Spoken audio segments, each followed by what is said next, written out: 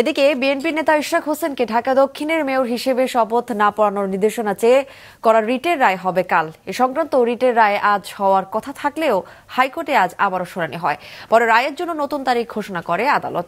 বিচারপতি মোহাম্মদ আকরাম হোসেন চৌধুরী ও বিচারপতি দেবাশিস রায় চৌধুরীর বেঞ্চ এই দিন ঠিক করেছেন।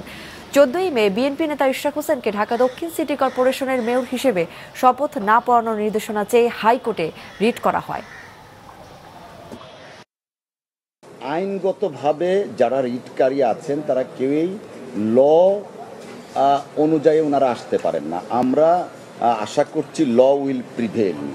আর আমাদের সাবমিশন যখন আসছে কোর্টের কাছে বিভিন্ন বিষয়ে, তখন সো মোটের বিষয়টা যখন আনা হলো, আমরা তখন বলেছি যে হ্যাঁ, it is a highly political matter for the greater interest of our judicial system as well as democracy, এবং লকে প্রিভেল করার জন্য যে অ্যাপ্লিকেশনটা আনা হয়েছে পারপাসলি ইন্টেনশনালি, সেই অ্যাপ্লিকেশনটা সামারিলি রিজেক্ট হবে।